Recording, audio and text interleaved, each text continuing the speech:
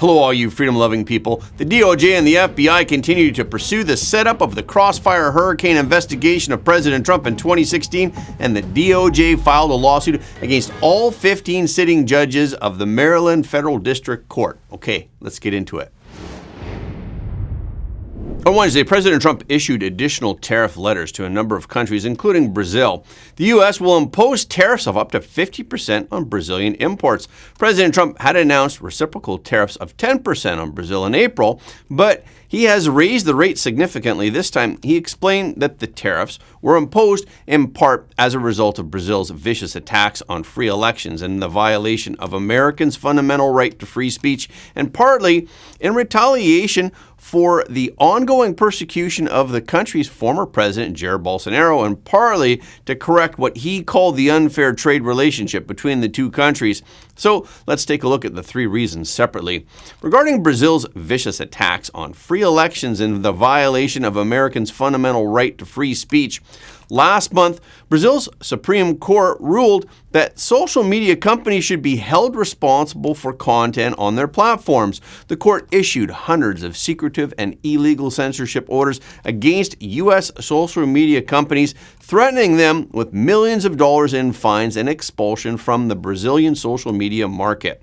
Regarding Brazil's former president, Jair Bolsonaro, who is a longtime good friend of President Trump said in the letter that he respects him greatly, and President Trump called on the ongoing trial against Bolsonaro as an international disgrace. Bolsonaro is currently on trial in Brazil.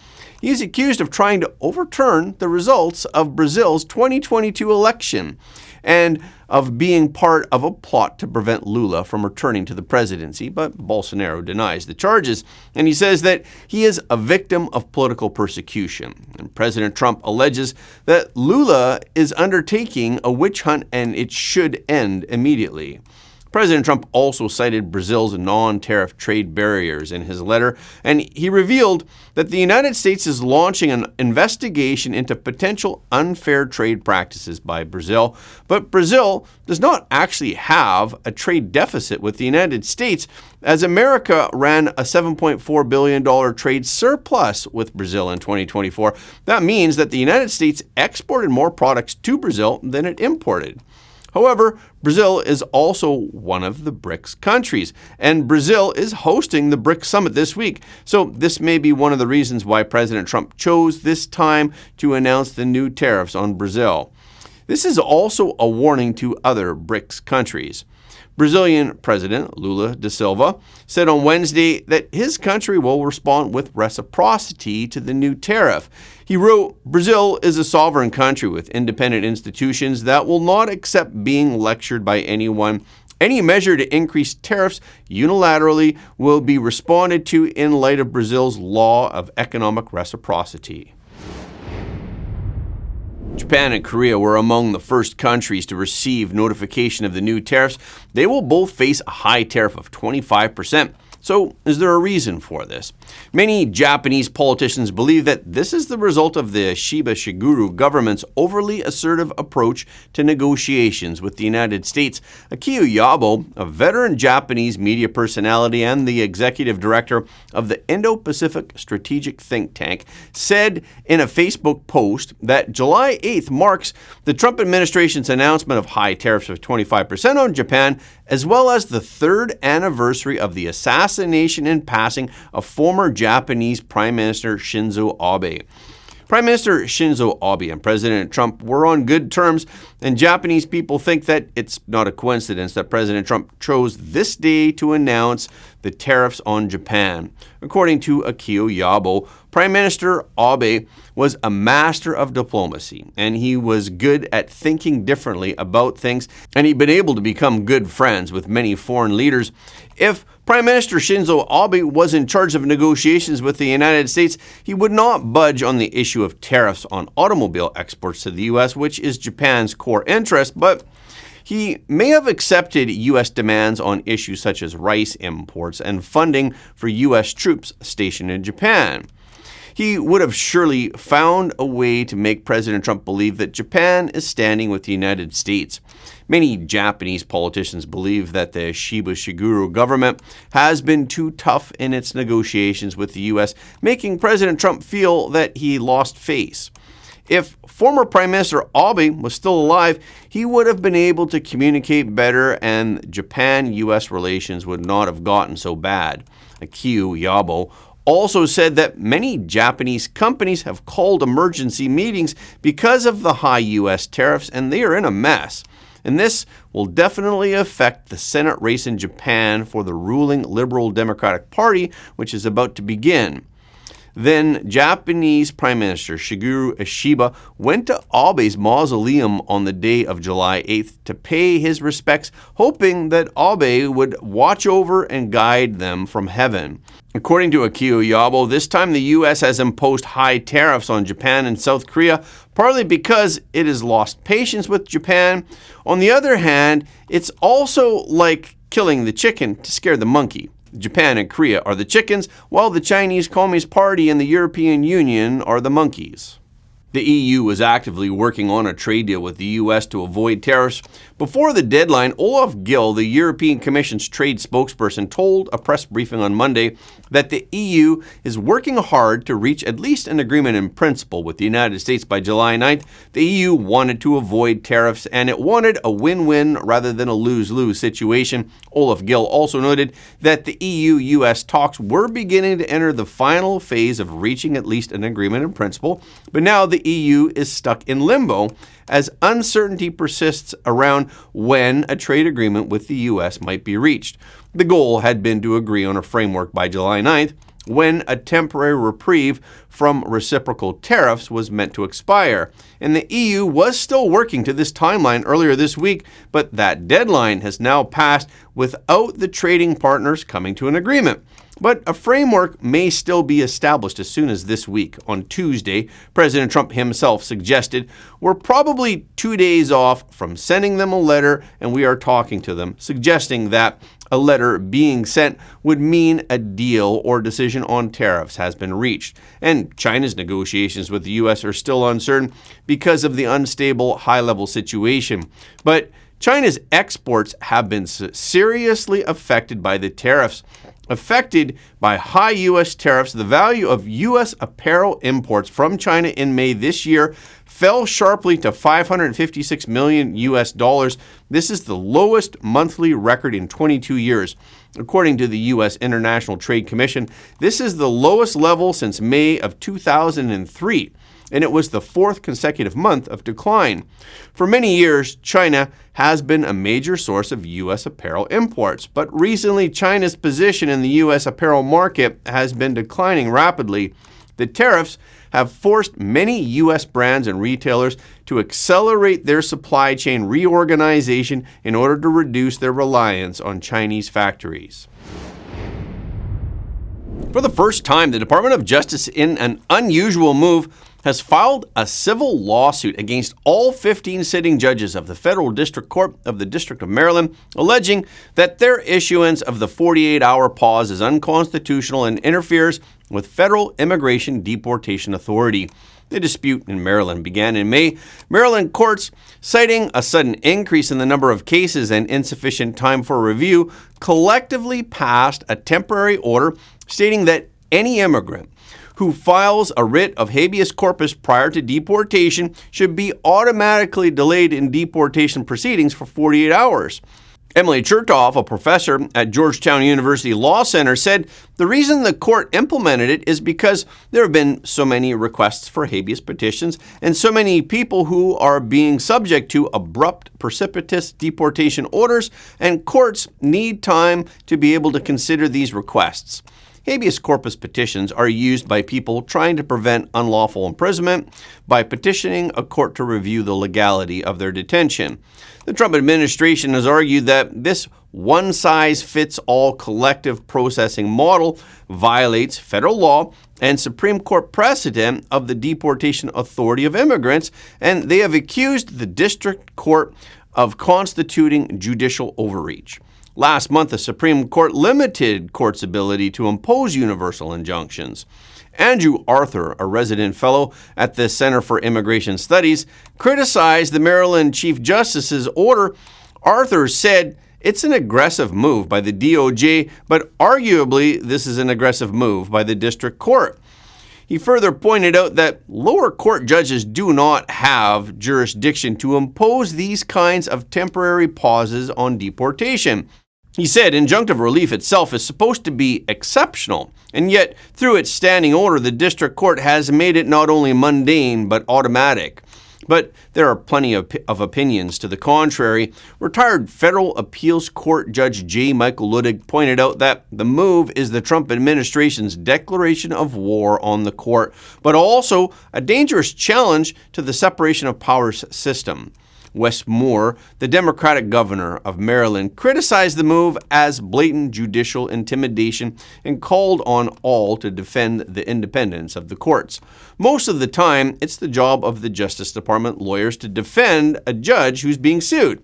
But this time, because the defendant in this case is the full court of Maryland, the judicial proceedings have been transferred to the Federal Court of Virginia in the Fourth Circuit under the doctrine of avoidance of suspicion.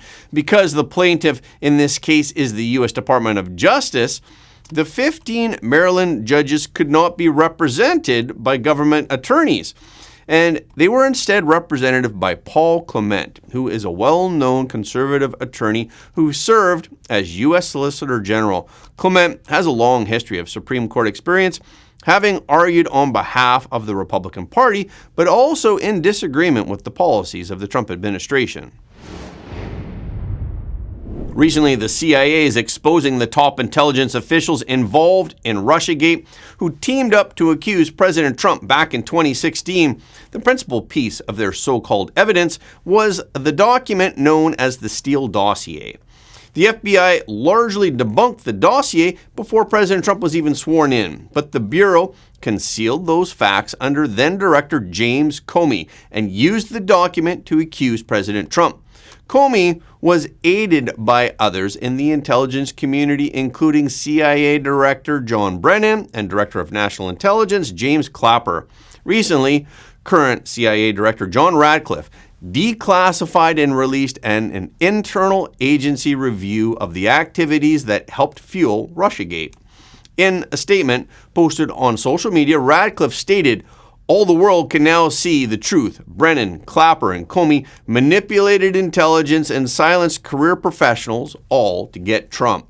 Citing previously hidden records, the review concluded that Brennan, in particular, pushed for the dossier to be included in the Intelligence Community Assessment, the ICA, to catalyze the false narrative against President Trump.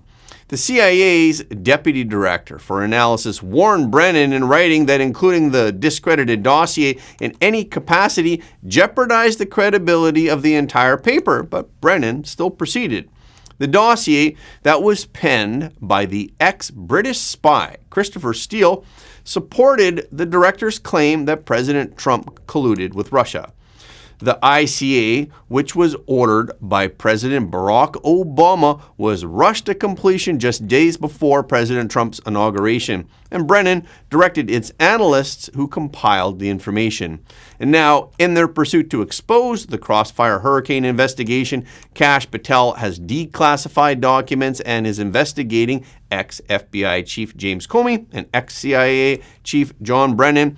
And the FISA court, the nation's spy court, has approved the DOJ to review the information that was used to obtain the warrants that were used to spy on the Trump campaign. The administration of Boston Mayor Michelle Wu appears to have a close relationship with a nonprofit that has repeatedly hosted members of the Chinese Communist Party and Beijing's intelligence network at City Hall. This is based on an investigation that was conducted by the Daily Caller News Foundation. The Boston Urban Forum, the BUF, which describes itself as a nonprofit that hosts monthly events at Boston City Hall, invites leaders from politics, academia, and business to discuss local policies and community issues. but individuals identified as CCP members in Chinese government and state media have served as moderators and guest speakers for at least half of the events at the BUF. Since its founding in 2024, the BUF has held 10 events at Boston City Hall, and at least 5 of them have included CCP members as moderators or guest speakers. In total, at least 8 CCP members have participated in BUF events since May 2024, with some events featuring more than one party member. Gary Yu, the founder of the BUF, has been praised multiple times by Mayor Wu. Yu founded the BUF with support from the city of Boston. Yu also raised hundreds of thousands of dollars for Wu's mayoral campaign. Wu and several other New England lawmakers were previously listed on the BUF website as VIP guests, but later they were quietly removed when the Daily Caller News Foundation reached out to the nonprofit for their investigation. However, the BUF continues to list the city of Boston as a sponsor. At a BUF event in October of 2024, at least 4 CCP members participated. One speaker, Wang Hongwei, who is a party committee member at Tsinghua University in China and a 2018 outstanding CCP member, spoke about talent recruitment, offering $139,000 to $417,000 in funding to participants. This presentation highlighted CCP-affiliated scholars and Chinese talent programs like the 1,000 Talents Plan, which he joined in 2012. Back in November of 2020, the FBI warned that such programs aim to steal foreign technologies for China's national military and economic goals. In May of 2025, Wang Hongwei hired former Harvard University professor Charles Lieber to work for Tsinghua University, and Lieber was convicted of crimes for hiding his involvement in the 1,000 Talents Plan from U.S. government agencies that had funded his research in December of 2021. The BUF also held an event on November 17, 2024, that was focused on the Trump administration's impact on U.S.-China policy. The BUF flyer listed the moderator of that event as Harvard professor Wang Kai-wan. But Peking University identifies Kai-wan as a prominent CCP member who has previously served as the youngest party committee member in a bureau under China's former Ministry of Water, Resource, and Electric Power.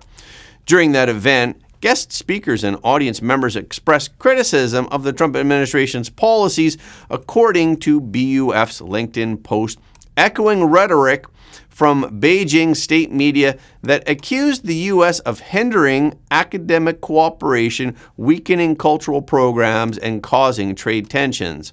Ina Mitchell, a Canadian investigative journalist and expert on China's influence operations, said China has installed hundreds of CCP proxies in every major city across America.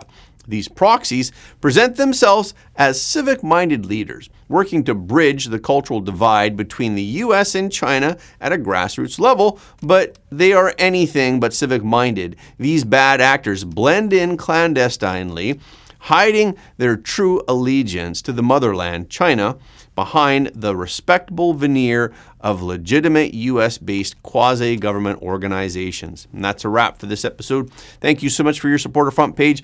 Please remember to leave a comment below the video. This is really helping us to be seen all around the world. The more people who watch Front Page, the more freedom-loving people the world will have. And please hit the like button and hit the notification bell after subscribing. And please share this video with your friends and family because everybody deserves to know the truth.